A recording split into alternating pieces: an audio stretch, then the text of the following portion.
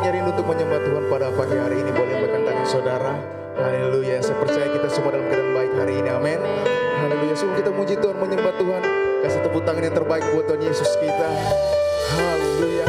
Mari kita tundukkan kepala kita, kita siapkan hati kita, kita berdoa. Kami bersyukur Tuhan, terima kasih untuk kasih setiamu dalam kehidupan kami Tuhan. Kami membawa segenap hati kami Tuhan kepadamu pada pagi hari ini Tuhan.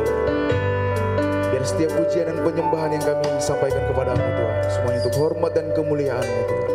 Terima kasih Tuhan, berkati ibadah ini Tuhan Yesus. Biar pengurapan-Mu turun atas setiap kami Tuhan pada pagi hari ini. Terima kasih Tuhan, kami siap memuji Engkau Tuhan, menyembah Engkau Tuhan pada pagi hari ini. Hanya dalam nama Tuhan Yesus sama-sama kita katakan amin. Haleluya. Terima kasih Yesus. Kami rindu untuk selalu menyembah-Mu Tuhan Yesus. Karena Engkau sumber kekuatan kami Tuhan, sumber pertolongan kami Tuhan. Sama-sama kita katakan, ku perlu Engkau Yesus, haus jiwaku menantikan-Mu. Benar Tuhan, ku percaya Kau penuh pengharapanku di dalam-Mu. Kami perlu Engkau Tuhan, ku perlu Engkau Yesus, haus jiwaku menantikan-Mu. Kami percaya penuh kepadamu Tuhan.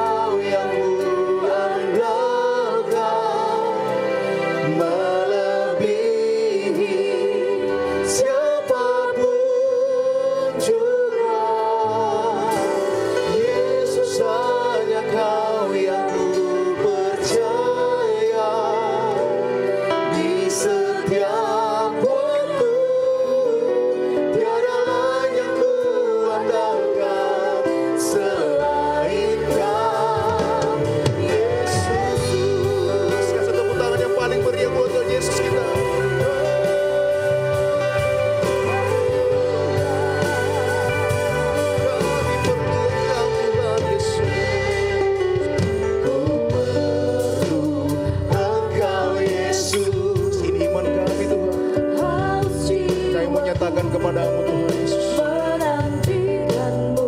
Ya Tuhan, ku percaya Kau penuh pengharapanku di dalam-Mu. Mari jemaat Tuhan katakan pujian ini.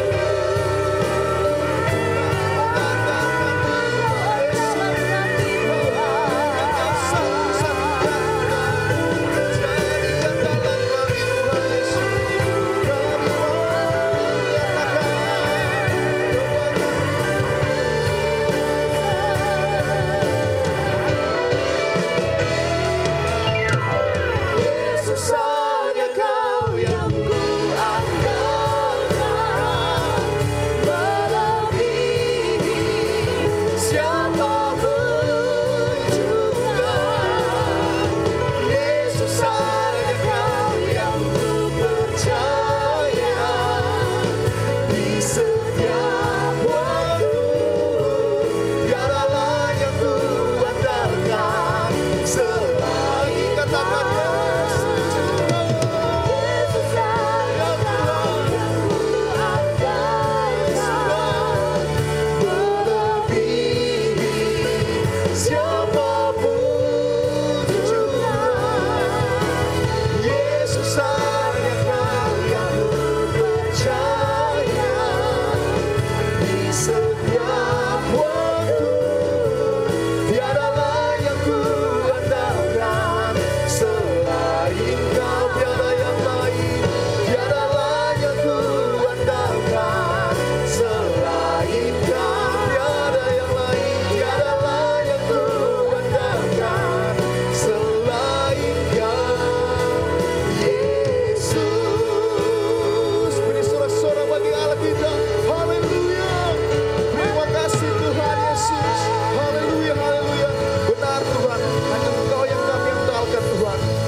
Lagi bersorak dalam bidang mau.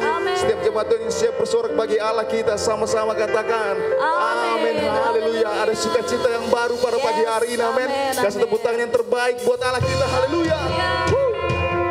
Dia penuntun langkah setiap hidup kita. Amin. Dia terang kehidupan kita. Haleluya. Mari bertepuk tangan buat Tuhan Yesus kita.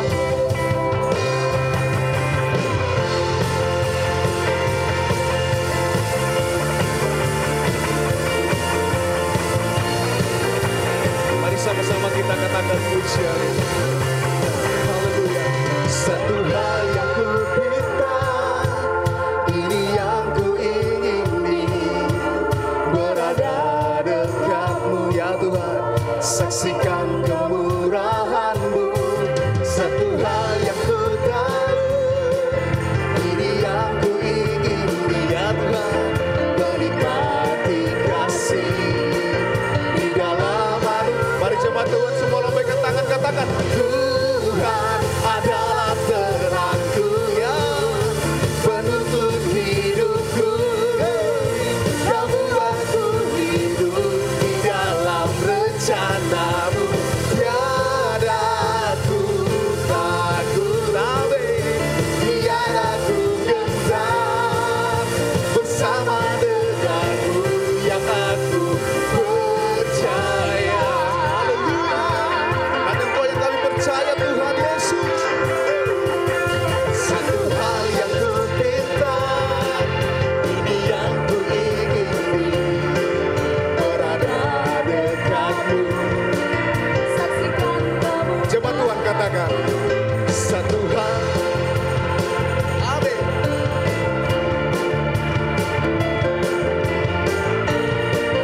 Haleluya. Sama-sama kita katakan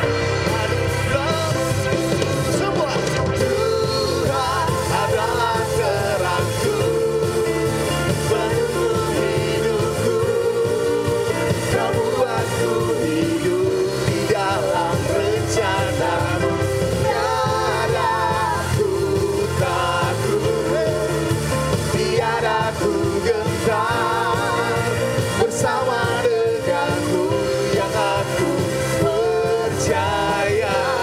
Kita tidak perlu ragu karena kita punya Tuhan Yesus yang luar biasa. Amin. Haleluya. Mari sama-sama jemaat Tuhan, semua angkat tangan katakan Tuhan, semua terangku, amin. Mari semua bertepuk tangan di atas kepala, katakan amin. Ya Tuhan.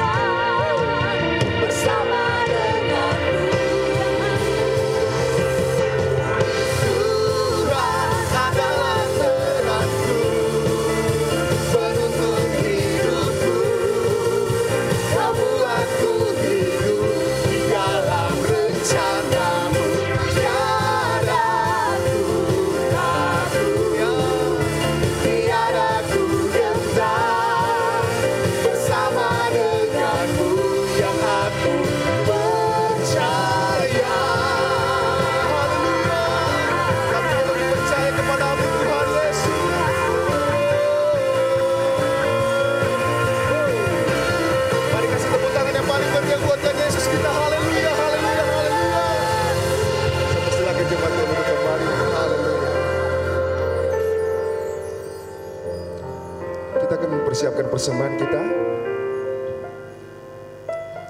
Kita akan memberikan persembahan yang pertama melalui kantong persembahan, dan persembahan yang kedua untuk misi penginjilan. Saudara dapat memasukkan ke dalam kotak yang tersedia di pintu masuk saat saudara meninggalkan ruang ibadah. Haleluya. Mari kita persiapkan persembahan kita berdoa. Kami bersyukur, berterima kasih hanya kepada-Mu Tuhan Yesus. Kau sumber kekuatan kami. Kami tidak perlu ragu Tuhan, karena kami punya Tuhan Yesus yang dahsyat dalam kehidupan kami Tuhan. Dan kami mau bersyukur Tuhan, kami membawa persembahan yang terbaik untuk rumah-Mu di tempat ini Tuhan. Setiap persembahan kami Tuhan, Kau memberkati tangan-tangan yang memberi Tuhan. Berkati pekerjaan mereka, usaha mereka, bahkan seluruh keluarga mereka Tuhan Yesus berkati Tuhan. Dan berkati juga setiap hamba-hamba Tuhan yang menjalankan kotak kantong persembahan Tuhan. Tuhan Yesus juga memberkati kehidupan mereka. Terima kasih Tuhan. Kami siap memberi hanya di dalam nama Tuhan, sama-sama kita katakan amin. Haleluya.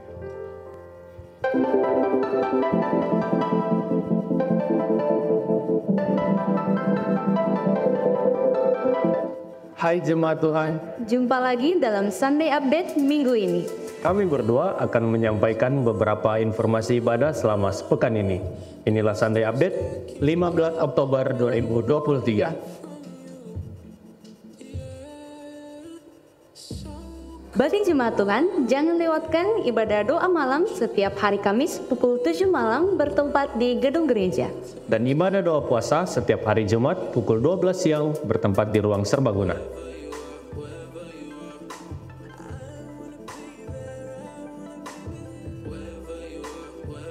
Bagi jemaat Tuhan yang butuh dukungan doa dari hamba-hamba Tuhan, saudara dapat mengambil formulir doa di depan pintu masuk dan mengisinya. Dan formulir doa saudara akan didoakan di menara doa. Dan bagi jemaat Tuhan yang butuh didoakan dan konseling, jadwal menara doa setiap hari Selasa sampai Kamis, pukul 9 sampai pukul 10, pukul 10 sampai pukul 11, dan pukul 11 sampai pukul 12 siang, bertempat di menara doa lantai 2. Dan terbuka juga bagi seluruh jemaat Tuhan yang rindu untuk berdoa.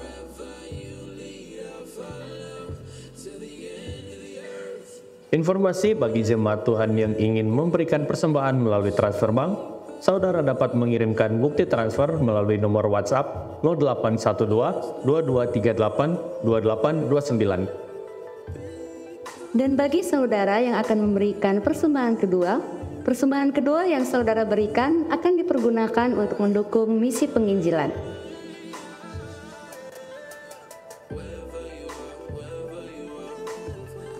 Informasi bagi jemaat Tuhan yang rindu menabur untuk pengembangan gereja, saudara dapat mentransfer melalui nomor rekening berikut ini. Dan bagi saudara yang ingin memberikan secara tunai, dapat mengambil amplop khusus pengembangan gereja di depan pintu masuk.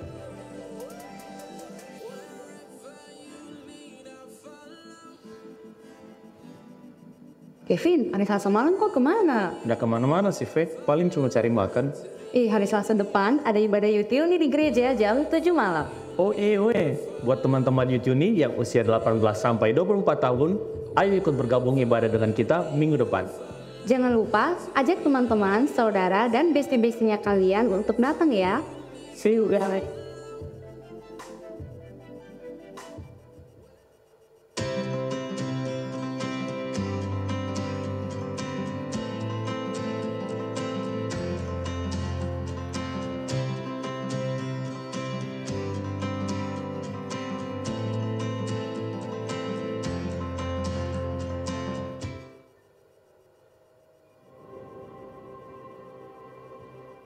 Ini program SMK ini sangat bagus. Awalnya sih saya malas-malas ikut program SMK ini.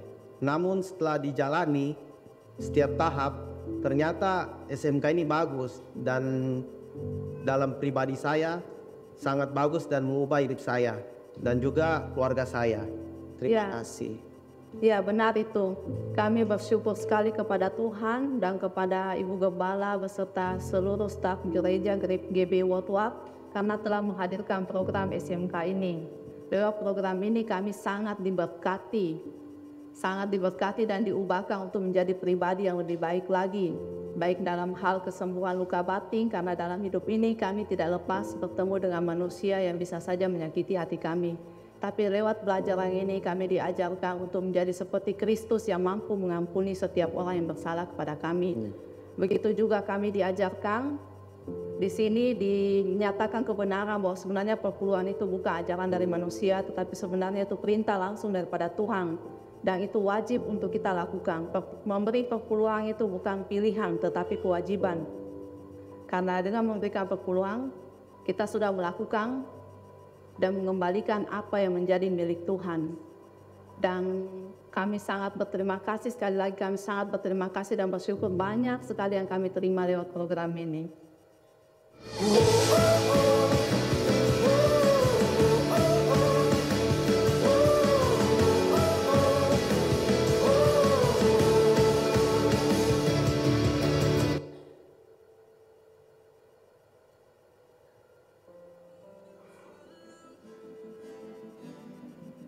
Dalam rangka perayaan Natal gereja kita pada tanggal 2 Desember 2023, maka Seksi Usaha Dana Panitia Natal Gereja 2023 menyediakan makanan di hall depan. Setiap pembelian makanan adalah taduran saudara untuk suksesnya perayaan Natal GBI Worldwide. Tuhan Yesus memberkati. Kecaplah dan lihatlah betapa baiknya Tuhan itu. Berbahagialah orang yang berlindung padanya. Demikianlah Sunday Update dari kami berdua. Untuk informasi lainnya, saudara dapat melihat di akun sosial media GB Worldwide. Happy Sunday and God bless you. Haleluya, puji Tuhan. Saya percaya kita semua yang hadir di tempat ini, kita ada sebagaimana kita ada semua karena kasih setia Tuhan. Amin, saudara. Oleh sebab itu patut kita bersyukur, menaikkan ucapan syukur kita di hadapan Tuhan. Mari siapkan hatimu, kita mau sembah Dia lebih lagi, kita mau puji Dia lebih lagi. Haleluya, Engkau setia dalam kehidupan kami Tuhan. Engkau Bapa yang tidak pernah meninggalkan kami. Engkau Tuhan yang setia, waktumu selalu yang terbaik. Engkau Tuhan sandaranku, dan ku hanya akan berharap padamu. Mari sekali lagi saudara, kita nyanyikan pujian ini. Katakan, Engkau Tuhan yang setia. Engkau Tuhan yang setia, waktumu selalu yang terbaik. Engkau Tuhan sandaranku, dan ku hanya akan berharap padamu.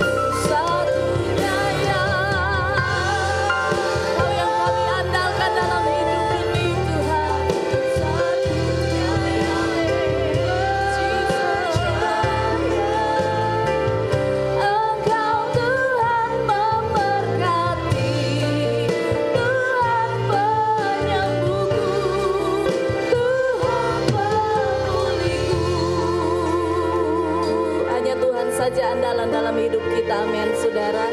Engkau yang mengandalkan Tuhan, mari buka tanganmu sekali lagi. Nyanyikan bersama. Satu-satunya yang ku andalkan. Ya Tuhan, ini pengakuan kami kepadamu, bahwa Engkau yang kami percaya dalam hidup ini, Tuhan. Engkau sumber kekuatan kami. Sumber kedamaian. Satu-satunya yang ku andalkan. Satu-satunya yang ku percaya. Engkau Tuhan memberkati, Tuhan menyembuhku, Tuhan memulihku. Satu-satunya yang ku andalkan. Engkau yang kami percaya. Engkau sumber kekuatan, sumber pengharapan. Engkau sumber kedamaian dalam hidup kami, Tuhan. Haleluya, Jesus. Satu-satunya yang ku andalkan. Satu-satunya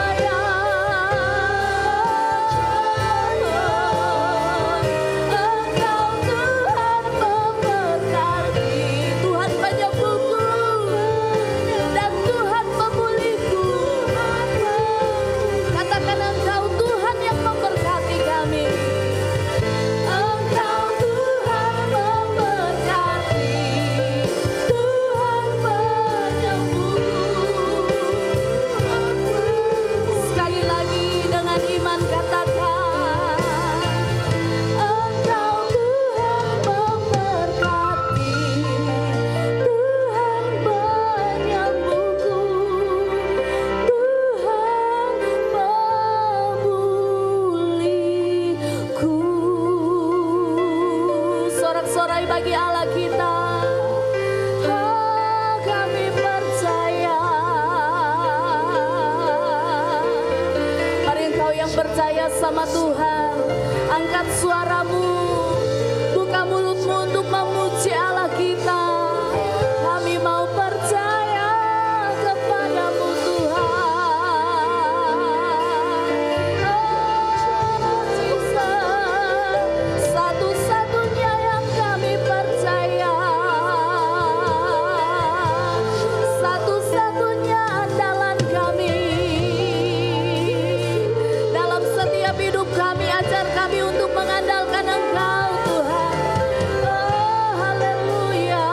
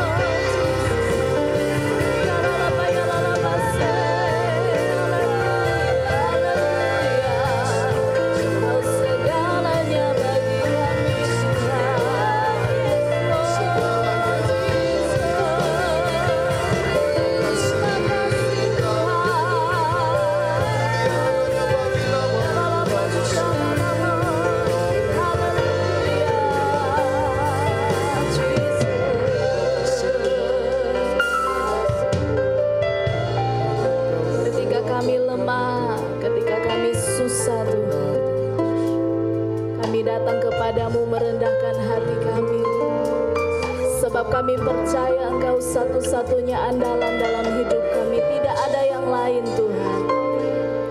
Kami mau belajar dalam seluruh hidup kami. Kami mau mengandalkan Engkau sebagai satu-satunya penolong dalam hidup kami Tuhan. Haleluya. Dan kami percaya ketika kami berdoa dan memohon kepadamu Tuhan, maka lebih dari yang kami doakan, lebih daripada yang kami pikirkan, dalam waktunya Tuhan, Tuhan pasti sediakan yang terbaik dalam hidup kami. Oh, kami percaya kepadamu Tuhan. Terima kasih Tuhan, terima kasih, terima kasih Yesus. Lebih dari yang telah kupinta, lebih dari yang telah kupikirkan, Yesus. Semuanya Engkau sediakan dalam hidupku. Amin, amin. Nyanyikan dengan iman. Tidak dapat aku mengukurnya, amin, amin. Atau dapat aku menghitungnya. Kebesaran kasih-Mu ya Tuhan yang Kau berikan. Oh, angkat tanganmu sama Tuhan. Ku bersyukur padamu, amin. Kau Tuhan yang mengasihiku, Tuhan yang jamin hidup kita, amin. Kaulah jaminan hidup, amin, amin. Hati-Mu ada bagiku.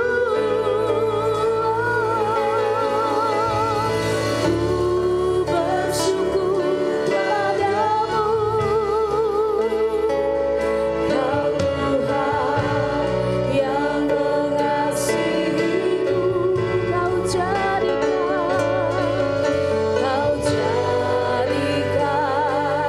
hidup ini lebih indah dan lebih berharga. Kasih tepuk tangan bagi Allah kita yang luar biasa. Haleluya. Saya rindu jemaat nyanyikan dengan iman. Lebih dari, nyanyikan dengan iman sebagai doa kita di hadapan Tuhan, bahwa semua yang kita doakan Tuhan pasti sediakan. Haleluya. Amin, amin. Dalam hidupku, ini iman kami Tuhan. Tidak dapat aku mengukurnya, Yesus, atau dapat menghitungnya.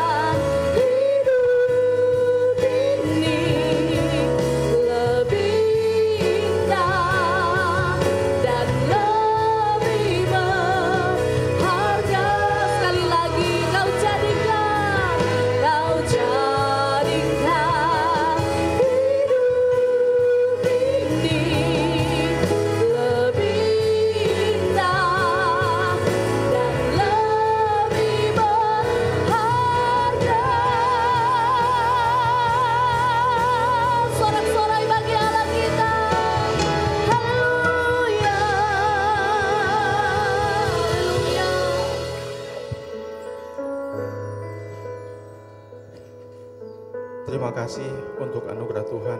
Ya Yesus, terima kasih Tuhan. Seperti apa yang kami nyanyikan, karena kasih Tuhan hidup kami menjadi lebih berharga. Kalau bukan Tuhan yang mengasihi kami, berkemurahan, menganugerahkan keselamatan kepada kami tidak mampu melihat cahaya kemuliaan Allah. Kami tidak mampu melihat cahaya kemuliaan Injil Tuhan.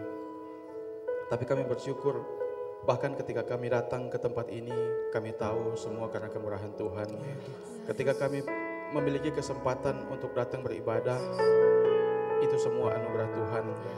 Ada banyak orang yang punya kesempatan untuk beribadah tetapi tidak punya keinginan untuk datang beribadah.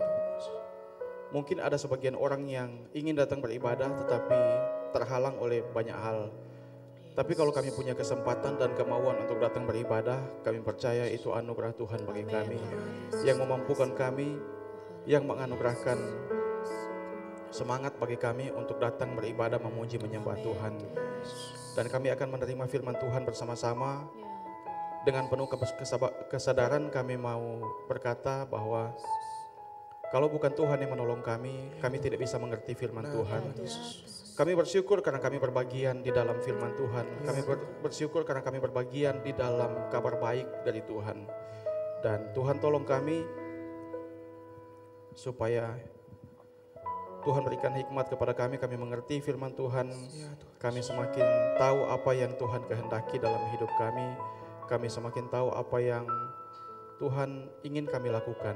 Terima kasih Tuhan Yesus, hamba-Mu dengan segala keterbatasan Tuhan yang tolong. Tuhan juga tolong kami semua, kami mengerti firman Tuhan dan hidup kami terus diubahkan menjadi hidup yang memuliakan Tuhan. Terima kasih Tuhan Yesus, kami mau belajar firman Tuhan bersama-sama. Sekali lagi Tuhan yang tolong kami, Roh Kudus bekerja di hati setiap kami.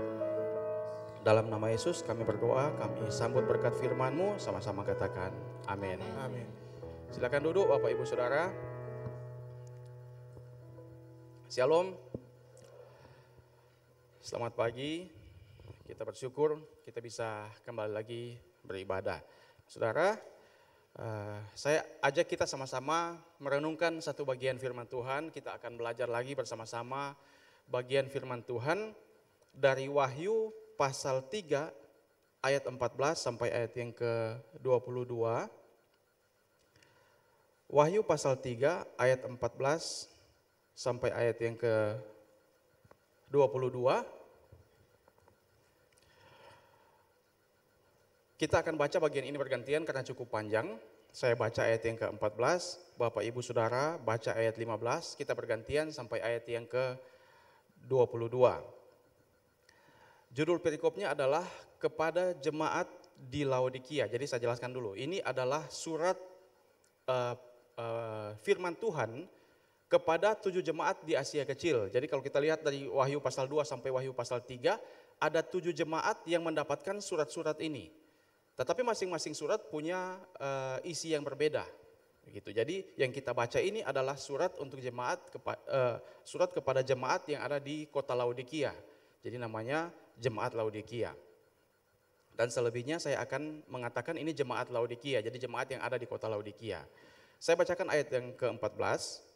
Dan tuliskanlah kepada malaikat jemaat, ini maksudnya kepada pemimpin jemaat. Jadi itu bahasa yang bisa diartikan malaikat tapi bisa diartikan pemimpin atau utusan jemaat. Jadi saya bacakan kembali. Dan tuliskanlah kepada pemimpin jemaat di Laodikia, inilah firman dari Amin, saksi yang setia dan benar, permulaan dari ciptaan Allah.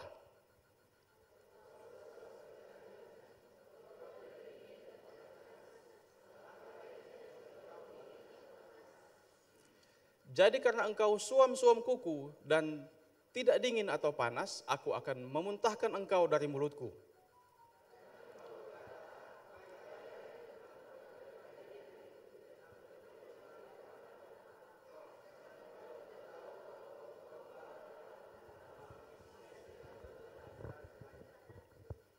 Maka aku menasihatkan engkau supaya engkau membeli daripadaku emas yang telah dimurnikan dalam api, agar engkau menjadi kaya, dan juga pakaian putih supaya engkau memakainya agar jangan kelihatan ketelanjanganmu yang memalukan, dan lagi minyak untuk melumas matamu supaya engkau dapat melihat.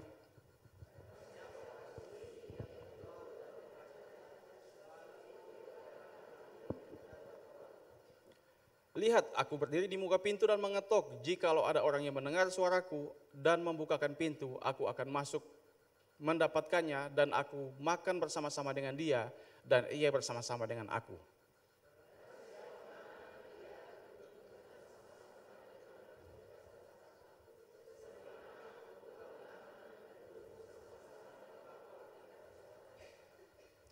Siapa bertelinga hendaklah ia mendengarkan apa yang dikatakan Roh kepada jemaat-jemaat.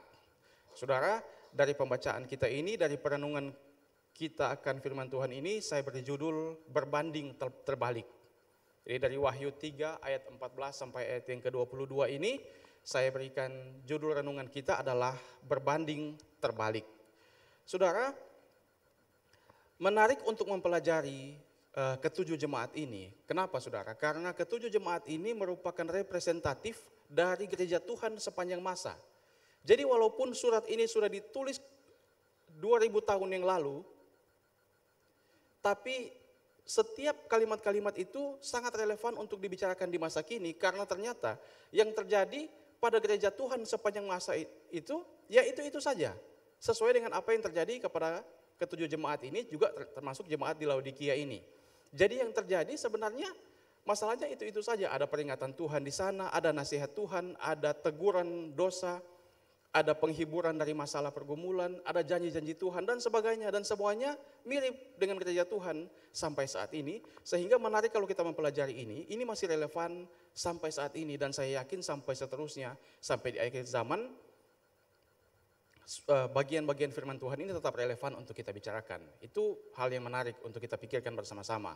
Nah, yang kedua, kata-kata Tuhan di dalam jemaat ini, karena ini sudah ditulis jauh dari zaman kita, maka kalau kita tidak mempelajari dengan baik, menggali secara kontekstual, melihat latar belakangnya, melihat kata per kata, maka kita tidak akan menemukan kekayaan makna rohani di dalamnya. Tapi kalau kita lihat dengan baik, kita mau mencermati dengan baik, maka kita akan menemukan ada makna-makna rohani yang sangat bermanfaat untuk pertumbuhan iman kita. Itu kira-kira yang bisa kita pahami dulu dari jemaat ini. Sekarang kita mulai, kita akan belajar bagian firman Tuhan ini.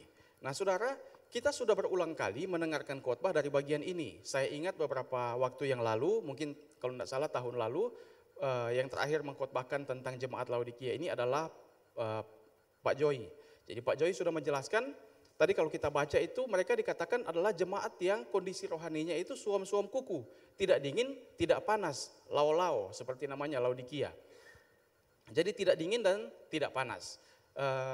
Kondisi rohaninya itu seperti itu. Dan Pak Joy sudah menjelaskan kenapa digambarkan seperti itu. Rupanya Tuhan itu memberikan gambaran sesuai dengan apa yang situasi yang terjadi di sana. Karena di Laodikia itu ada dua sungai yang mengalir dari luar kota, dari luar Laodikia, yang satu dingin, yang satu panas, dan bertemu di Laodikia, lalu kedua sungai itu menjadi tidak dingin dan tidak panas, jadi suam-suam kuku. Dan Tuhan gambarkan keadaan rohani jemaat Laodikia itu seperti itu. Pak Joy sudah menjelaskan panjang lebar di bagian itu, dan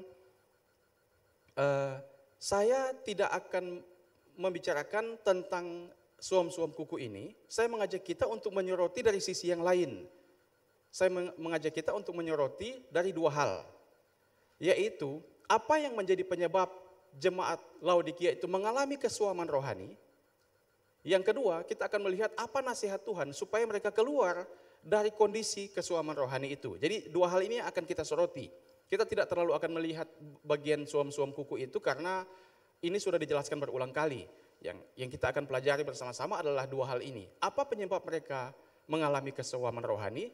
Dan apa nasihat Tuhan bagi mereka supaya mereka keluar dari kondisi itu. Dan dari hal-hal itu kita akan melihat ada banyak hal yang bisa kita pelajari untuk pertumbuhan iman kita, untuk pertumbuhan kerohanian kita. Saudara, mari kita lihat bersama-sama dulu latar belakang kota Laodikia ini dan juga jemaat Laodikia ini. Nah, saya menuliskan begini.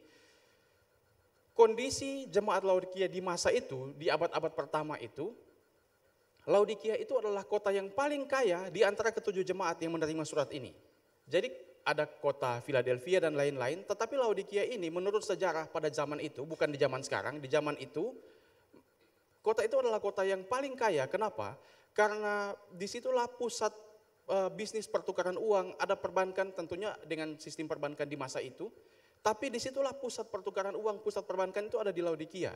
Sehingga mereka memang sangat kaya. Mereka hidup mewah, berkelimpahan, ada banyak emas juga di situ. Mereka bisa mencetak uang koin sendiri. Begitu sejarah di dalam Alkitab memang tidak tertulis, tapi sejarah mencatat itu. Selain itu, Laodikia ini juga penghasil wool yang terbaik di zaman itu juga, yang terbesar di Asia Kecil. Lalu jemaat Laodikia ini adalah, atau kota Laodikia ini adalah kota yang sangat terkenal dengan ilmu kedokteran mereka. Dan yang paling terkenal, paling menonjol dari mereka adalah pengobatan mata di zaman itu. Ada salap-salap begitu, nanti kita akan lihat. Yang sangat baik untuk pengobatan mata pada zaman itu. Tapi saudara, sangat menarik kalau kita memperhatikan dengan kondisi seperti ini. Mari kita merenungkan bersama-sama. Dengan kondisi ini, mereka dikatakan sangat kaya, sejarah menuliskan itu. Mereka juga adalah penghasil wool yang terbaik. Mereka juga adalah pusat sekolah-sekolah kedokteran itu ada di sana waktu itu. Mereka punya obat mata yang sangat mujarab. Tapi coba buka kembali apa yang Tuhan katakan kepada mereka. Coba lihat di ayat yang ke-17.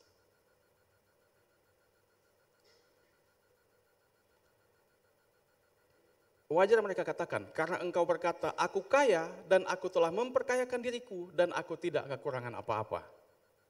Jadi kata-kata ini memang benar, karena memang mereka kaya, kondisi mereka tidak kekurangan apa-apa.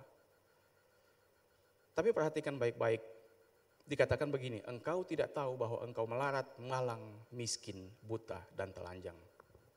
Makanya saya berjudul berbanding terbalik. Kenapa? Kondisi mereka yang kaya, yang hidup berkelimpahan, tapi Tuhan katakan mereka melarat, miskin, malang.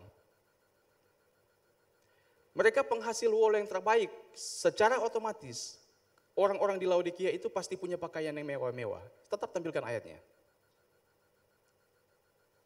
Tapi coba saudara lihat, mereka dikatakan telanjang.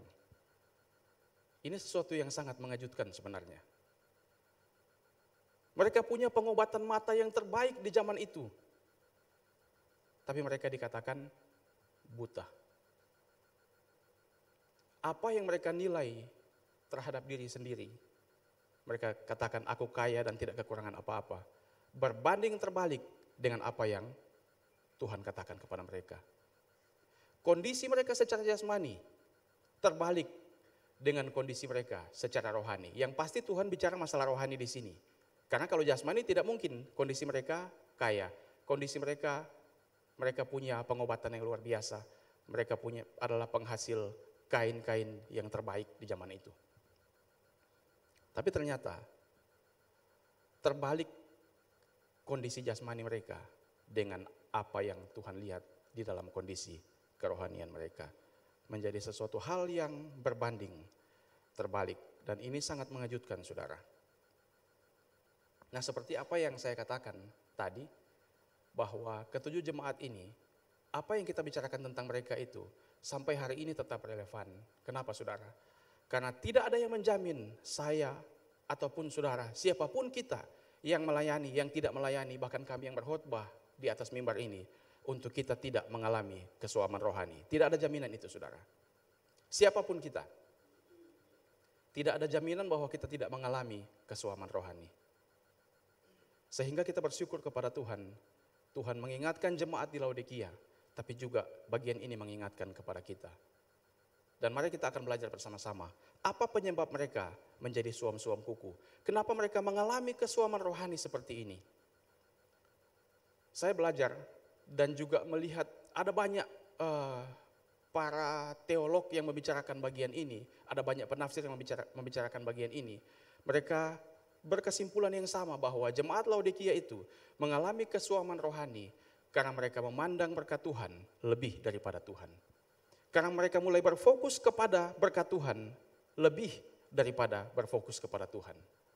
Mereka silau dengan kemewahan dan kelimpahan secara materi dan mereka mengalami kebutaan rohani. Apa buktinya saudara? Nanti kita akan lihat di sepanjang khotbah ini sampai selesai, saudara pasti bisa menemukan kesimpulan yang sama. Kita akan bahas pelan-pelan. Tapi bagian ini mengingatkan kita, waspadai apa yang kita nilai terhadap diri sendiri, saudara. Mari kita mewaspadai apa yang kita nilai terhadap diri kita. Firman Tuhan mengingatkan kepada kita supaya kita melihat baik-baik, mewaspadai apa yang kita nilai di dalam diri kita. Kenapa, saudara?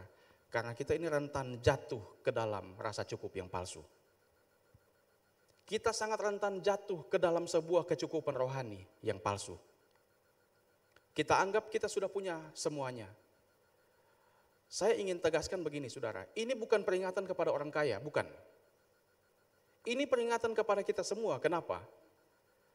Karena Tuhan tidak mengkritik jemaat ini karena apa yang mereka punya, bukan itu. Kalau saudara baca, silakan saudara boleh baca berulang-ulang. Tuhan tidak mengkritik kemewahan mereka, bukan itu. Tuhan tidak mengkritik banyaknya emas mereka, Tuhan tidak mengkritik banyaknya uang mereka, bukan itu yang Tuhan kritik. Yang Tuhan tegur dari mereka adalah konsep berpikir mereka yang memandang harta itu lebih daripada Tuhan. Yang memandang berkat Tuhan lebih daripada Tuhan sendiri. Jadi siapapun kita, bukan soal kita orang kaya atau orang yang tidak kaya, bukan soal itu. Tapi bagaimana kita memandang berkat Tuhan itu lebih daripada Tuhan, itulah yang Tuhan tegur pada jemaat ini. Dan kita sangat rentan jatuh ke dalam kecukupan rohani yang palsu. Kita merasa saya cukup uang, saya tidak kekurangan uang. Saya cukup makan, pakaian saya bagus, saya bisa beli pakaian yang mahal.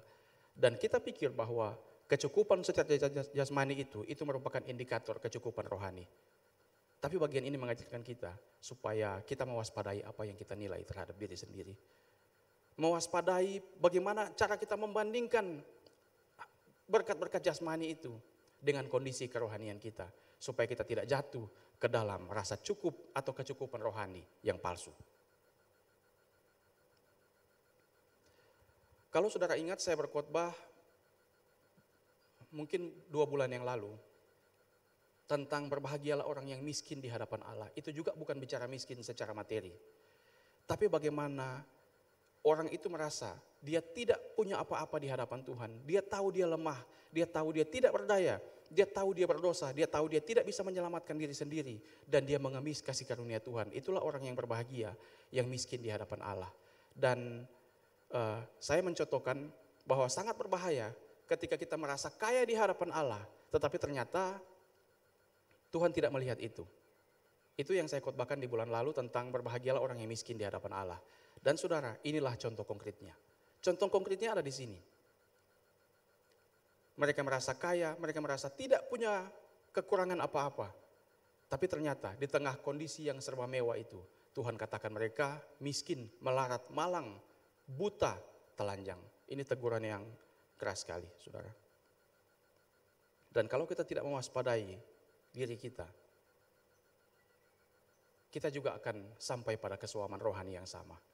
Kalau kita tidak mewaspadai hidup kita, bagaimana kita memandang berkat Tuhan dan bagaimana kita memandang kasih karunia, kita juga bisa jatuh pada rasa cukup yang palsu. Kita bisa jatuh pada kesuaman rohani dan Tuhan menilai terbalik dengan apa yang kita nilai, saudara. Kita bisa jatuh semakin jauh kalau kita tidak mewaspadai ini. Dan semakin parah adalah ketika kita merasa bukan kita yang butuh Tuhan, tapi Tuhan yang butuh kita. Kesuaman rohani ini akibat kita memandang berkat Tuhan, kita berfokus menaruh iman pengharapan kepada berkat jasmani itu. Lama-lama kita bisa merasa bahwa Tuhan yang butuh uang kita. Lama-lama kita bisa merasa Tuhan yang butuh skill kita. Lama-lama kita merasa Tuhan yang butuh kita ini sebagai penyanyi, sebagai pemusik, sebagai pengkhotbah, dan semua pelayanan yang ada di dalam gereja. Kalau kita tidak mewaspadai itu sangat mungkin terjadi dalam diri kita. Tapi sekali lagi, Tuhan baik bagi kita. Firman Tuhan ini dituliskan untuk menegur jemaat Laodikia, tapi juga untuk menegur jemaat gereja di sepanjang masa, termasuk kita hari ini, jemaat GBI Woodward. Saudara, kita bisa menyembunyikan mungkin dari manusia. Kita mungkin bisa menyembunyikan segala sesuatu kesalahan-kesalahan kita dari manusia. Tapi kalau saudara membaca bagian ini dengan teliti kepada ketujuh jemaat ini, ada kata aku tahu di sana. Dan kata aku tahu itu bukan cuma muncul di jemaat Laodikia, dikatakan aku tahu segala pekerjaanmu. Tapi kata aku tahu itu muncul kepada semua jemaat yang menerima surat ini. Di bagian-bagian awal kalimat silakan saudara baca sendiri. Semua kata aku tahu itu muncul kepada semua jemaat. Mengajarkan kepada kita bahwa tidak ada yang tersembunyi di hadapan Allah. Kita mungkin bisa menutupi semua kelemahan kekurangan kita di hadapan manusia. Mungkin kita tutupi dengan berkat-berkat jasmani yang melimpah. Kita mungkin menutupi itu dengan jabatan. Kita mungkin menutupi dengan cara kita bersikap mungkin yang kita bisa tampil dengan baik. Tapi di hadapan Tuhan tidak ada yang tersembunyi. Kita tidak bisa sembunyikan itu. Tuhan tahu segala-galanya. Dan biar kita merenungkan bagian ini, mari yang kita pikirkan itu bukan hanya penilaian kita terhadap diri sendiri, bukan hanya sekedar penilaian orang lain terhadap kita, tapi yang terpenting bagaimana Tuhan menilai kita. Jemaat ini mengajarkan kepada kita ada hal yang bisa berbanding terbalik dari berkat Tuhan, dari penilaian kita akan diri kita sendiri dan dari berkat-berkat jasmani dengan apa yang Tuhan nilai dari kita. Penyebab mereka mengalami kesuaman rohani adalah karena mereka mulai berfokus kepada berkat Tuhan, bukan kepada Tuhan. Itu bagian yang pertama yang bisa kita pelajari. Apa penyebab mereka mengalami kesuaman rohani? Karena mereka berfokus kepada berkat Tuhan. Mereka selalu memandang kepada berkat-berkat jasmani, bukan lagi kepada Tuhan dan kasih karunia Tuhan. Bagian yang kedua adalah apa nasihat Tuhan supaya jemaat ini keluar dari kesuaman rohani. Kita akan belajar bersama-sama supaya kita juga mendapat bagian ini dan kita terhindar dari kesuaman rohani. Nasihat Tuhan itu begini saudara. Di ayat yang ke-19, buka dulu ayat yang ke-19, 18. Maka aku menasihatkan engkau, supaya engkau membeli daripadaku emas yang telah dimurnikan dalam api, agar engkau menjadi kaya. Perhatikan baik-baik kalimat-kalimat ini. Dan juga pakaian putih supaya engkau memakainya, agar jangan kelihatan ketelanjanganmu yang memalukan, dan lagi minyak untuk melumas matamu, supaya engkau dapat melihat. Perhatikan dulu bagian-bagian ini. Kalimat pertamanya adalah begini, maka aku menasihatkan engkau, supaya engkau membeli. Tampilkan slide-nya. Supaya engkau membeli daripadaku. Jadi kata belilah daripadaku itu artinya apa saudara? Apakah ada yang bisa kita beli dari Tuhan? Tidak saudara. Tapi kata belilah daripada Tuhan itu merupakan sindiran yang kuat kepada jemaat di Laodikia. Kenapa? Karena konsep berpikir mereka itu adalah konsep berpikir jual beli. Konsep berpikir mereka itu adalah konsep dagang, otaknya otak dagang, begitu bahasa hari-hari kita. Otak orang Laodikia ini termasuk jemaat di Laodikia ini adalah otak dagang. Maka Tuhan memberikan sebuah sindiran bahwa ada yang mereka tidak bisa beli. Yaitu Tuhan sendiri. Ada yang mereka tidak bisa beli dengan uang, yaitu kasih karunia Tuhan. Ketika dikatakan belilah daripadaku, apa yang Tuhan maksudkan? Tuhan mau mengarahkan fokus mereka, ada yang tidak bisa dibeli dengan uang. Dan mereka hanya bisa mengharapkan kasih karunia. Pikiran mereka yang tadi berfokus kepada berkat jasmani, pikiran mereka yang berfokus kepada dagang, jual beli, keuntungan, sekarang diarahkan kepada kasih karunia Allah.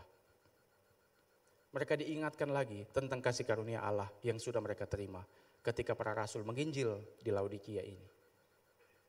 Karena mereka secara perlahan-lahan masuk ke dalam kondisi kesuaman rohani karena berkat Tuhan yang berlebihan dalam hidup mereka. Tapi kata belilah ini mengingatkan mereka untuk mereka melihat lagi kasih karunia Tuhan yang besar dalam hidup mereka. Itu arti yang pertama. Arti yang kedua adalah dikatakan belilah itu bukan dibeli dengan uang, tapi mengingatkan kepada mereka ada harga yang harus dibayar oleh seorang pengikut Kristus. Ada harga yang harus dibayar dalam sebuah kesetiaan kepada Tuhan.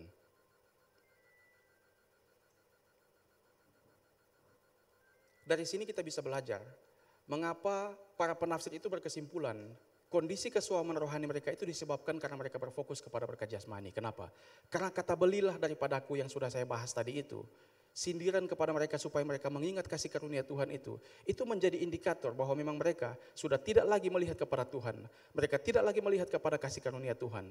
Dan disuruh membeli, diingatkan tentang harga yang harus mereka bayar. Tetapi juga diingatkan supaya mereka senantiasa memandang lagi kepada kasih karunia Tuhan. Mengingat lagi betapa besar kasih karunia Tuhan dalam hidup mereka. Saudara, Tuhan mau mengubah pemahaman mereka bahwa berkat jasmani itu bukan selalu menjadi jaminan perkenanan Tuhan. Tampilkan slide-nya sebelumnya.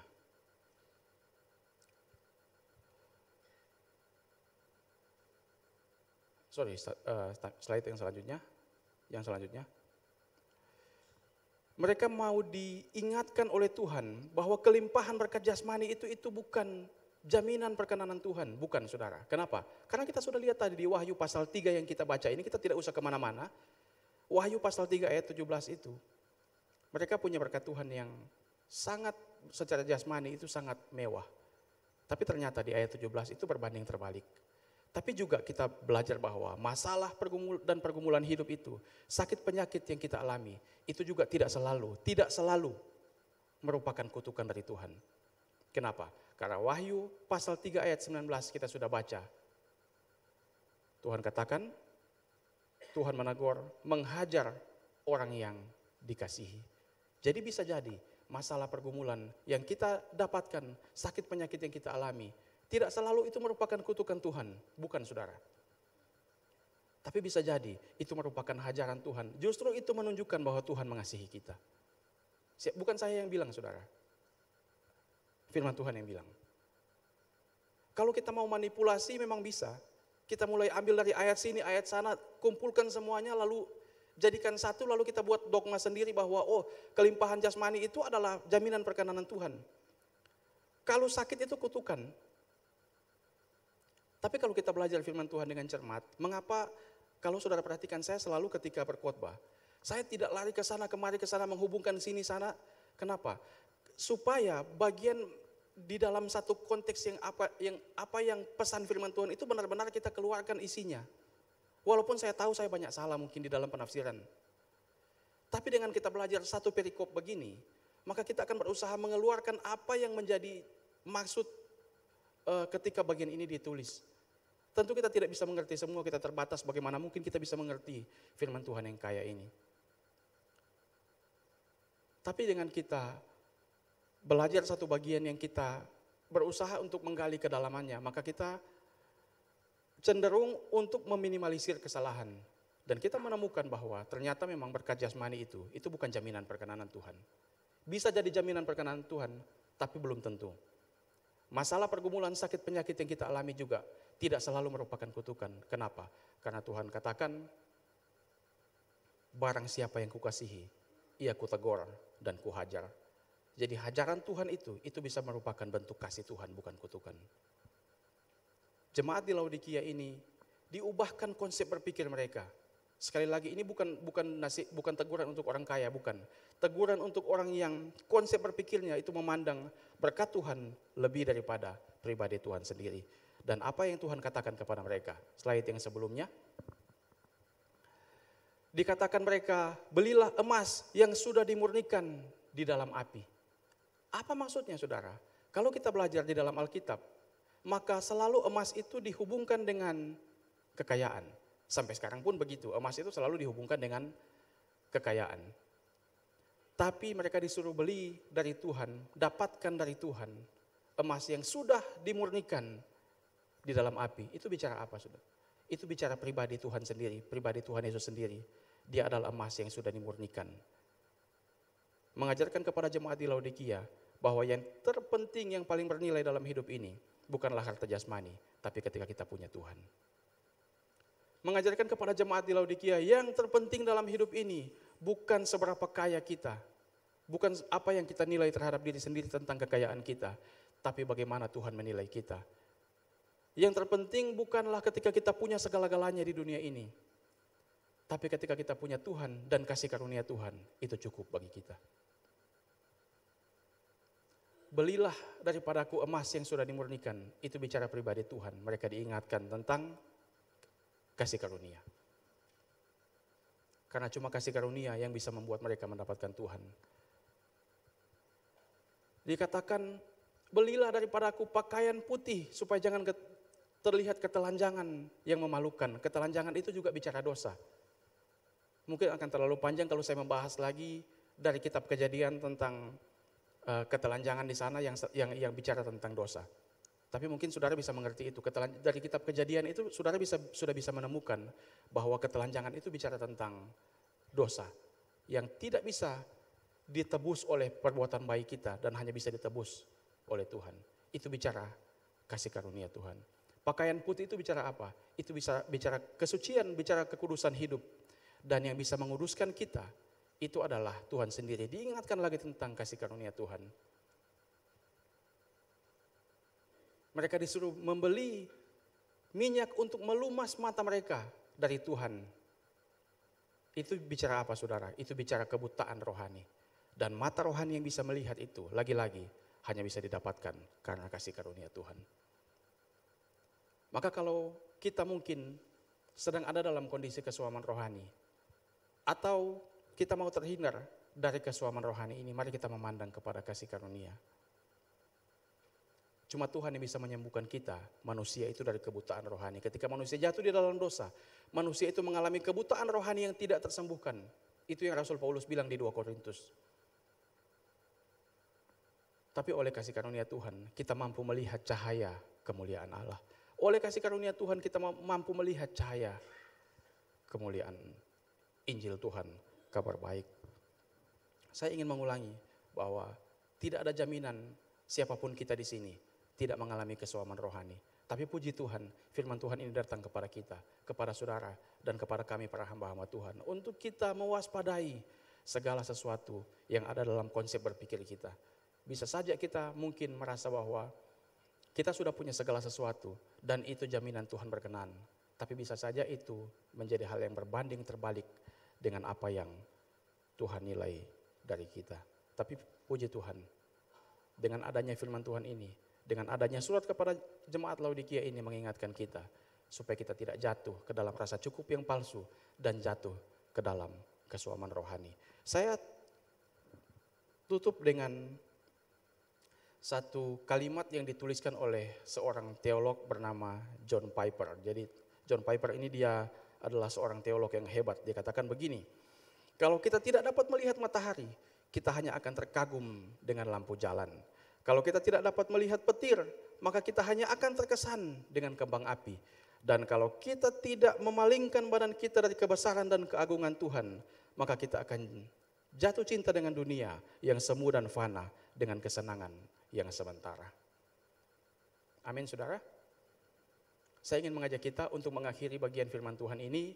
Kita membaca satu bagian firman Tuhan dari 2 Korintus 4 ayat yang ke-18. Untuk mengakhiri kita membaca bagian ini bersama-sama. 1, 2, 3. Sebab kami tidak memperhatikan yang kelihatan, melainkan yang tak kelihatan. Karena yang kelihatan adalah sementara, sedangkan yang tak kelihatan adalah kekal. Amin untuk firman Tuhan. Mari kita berdoa bersama-sama. Tuhan kiranya menolong kami. Mungkin ada yang salah dari apa yang hamba-Mu sampaikan. Hamba-Mu dengan segala keterbatasan menyampaikan ini. Tapi jika ada yang salah, biar Tuhan yang meluruskan kepada setiap kami. Dan jika apa yang hamba sampaikan sesuai dengan apa yang Tuhan maksudkan di dalam Alkitab, biar Roh Kudus bekerja dalam hati pikiran kami, mengubahkan hidup kami semakin seturut dengan Kristus. Terima kasih Tuhan Yesus, Tuhan tolong kami semua. Dalam nama Yesus kami berdoa dan bersyukur. Haleluya. Amin. Amin. Yang diberkati Tuhan, mari berikan tepuk tangan bagi Allah kita. Haleluya. Kita akan segera mengakhiri ibadah kita. Mari berdiri bersama saudara. Haleluya. Ku ingin selalu dekat, mendengar suara-Mu Bapa, lebih dari segalanya.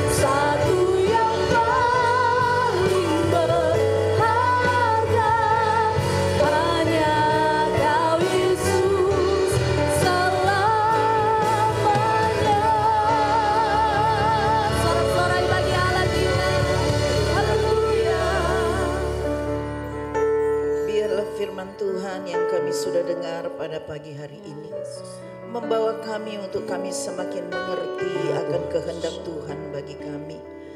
Kami menyadari Tuhan seringkali kami mengalami kesuaman rohani. Karena kami tidak mengerti rencana Tuhan atas hidup kami.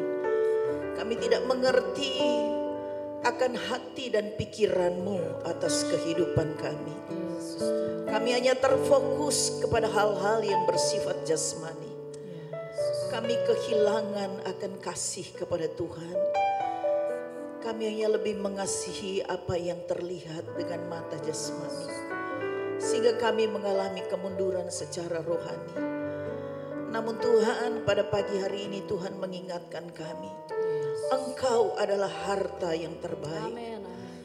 Karena hanya dengan kasih karunia Tuhanlah, maka kami boleh mengalami sebuah kemerdekaan secara sempurna adanya. Kami terbebas dari dosa. Kami boleh mengalami anugerah Allah yang besar, mengalami kasih karunia Tuhan yang tidak bisa dibeli dengan apapun juga. Hanya karena kami beriman kepada Engkau, maka kami boleh menerima anugerah keselamatan. Kami ini adalah milik Tuhan. Kami bersyukur Tuhan bahwa kami sebenarnya adalah orang yang berbahagia, karena kami telah memiliki segala-galanya. Itulah sebabnya Tuhan tolong kami untuk menyadari bahwa Engkaulah harta yang terbaik. Memilih Engkau itu adalah bagian yang terbaik dalam hidup kami.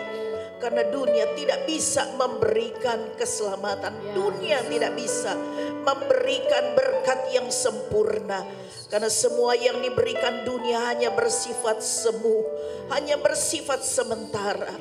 Tidak bisa membawa kami pada sebuah kebahagiaan, damai sejahtera yang sesungguhnya.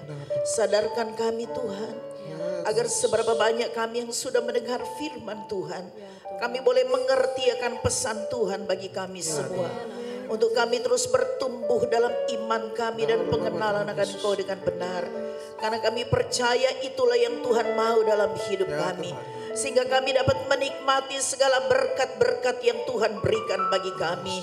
Sedikit atau banyak, tetapi kami bisa menikmati dengan sukacita. Karena itulah berkat yang sesungguhnya yang Tuhan berikan bagi kami. Kami yakin dan percaya seberapa banyak kami yang hadir pada pagi hari ini, tidak ada seorang pun yang terlewatkan. Semua kami sudah diberkati oleh Tuhan dengan berkat-berkat rohani yang akan membawa kami pada sebuah kesempurnaan untuk menerima akan segala anugerah-anugerah yang datangnya dari Tuhan. Terima kasih Bapa di surga, Engkau memberkati hamba-Mu yang Tuhan sudah pakai untuk dapat menyampaikan kebenaran firman-Mu. Biarlah semua kami pribadi lepas pribadi bisa menangkap akan pesan Tuhan, sehingga kami semakin hari kami disempurnakan oleh Tuhan. Bukan Tuhan kami hanya sebatas seperti jemaat di Laodikia, tetapi kami adalah jemaat yang berkenan di hadapan Tuhan. Dan kami yakin dan percaya anugerah Tuhan akan semakin dilimpahkan bagi setiap jemaat, bagi setiap pribadi yang sungguh-sungguh mengerti akan apa yang menjadi kehendak Tuhan. Terima kasih Tuhan, berkati juga semua hamba-hamba Tuhan yang sudah ambil pelayanan pada pagi hari ini. Kami yakin apa yang kami lakukan dengan setia, dengan ketulusan hati, Tuhan Engkau akan menyatakan akan kasih karunia-Mu kepada mereka. Terima kasih Tuhan, berkati tangan-tangan yang sudah memberikan sesuatu persembahan bagi Tuhan. Tuhan tahu hati kami yang memberi dengan ketulusan. Engkau melihat sikap hati kami dalam memberi. Karena kami sungguh memberi oleh karena kami mengasihi Tuhan. Karena apa yang Tuhan lakukan bagi kami melebihi dari segala pemberian kami. Terima kasih Tuhan, terima kasih Roh Kudus. Saat ini juga hamba berdoa, mungkin ada di antara kami yang berulang tahun pada minggu ini dan juga pada hari ini. Hamba selalu berdoa biarlah Tuhan mengingatkan mereka bahwa hidup yang masih Tuhan berikan bagi mereka adalah anugerah Tuhan yang mereka tidak akan sia-siakan, tetapi mereka akan pakai untuk dapat memuliakan Tuhan, untuk dapat berkarya bagi Tuhan. Engkau juga memberkati, mungkin ada di antara kami yang merayakan ulang tahun pernikahan. Biarlah kasih karunia karunia Tuhan semakin melimpah dalam rumah tangga mereka. Biarlah Tuhan dipermuliakan. Biarlah mereka boleh menjadi berkat bagi banyak orang. Nama Tuhan ditinggikan, dimuliakan. Bapa di surga, kami serahkan akan bangsa negara kami, pemerintahan kami menjelang pemilu tahun 2024. Kami serahkan bangsa ini agar semuanya berjalan dengan baik, tidak ada kekacauan dan hal-hal yang tidak baik terjadi di negeri ini. Tolong bangsa ini Tuhan, tolong berikan hikmat akal budi kepada presiden, wakil presiden dan semua pengambil kebijakan, baik yang ada di pusat maupun yang ada di daerah. Biar semua kami akan merasakan ada sesuatu yang menyenangkan bagi bangsa negara kami. Tuhan, terima kasih. Terima kasih Roh Kudus, berkati kota Palu, berkati Sulawesi Tengah. Biar kami selalu ada kebebasan untuk beribadah. Bapa, terima kasih. Berkati juga ibadah-ibadah selanjutnya. Tuhan Yesuslah yang selalu menjadi pusat pujian, penyembahan dan pengagungan kami. Mari saudara angkat tanganmu. Mari sekali lagi kita bersyukur kepada Tuhan. Terima kasih Tuhan, terima kasih Roh. Engkau baik.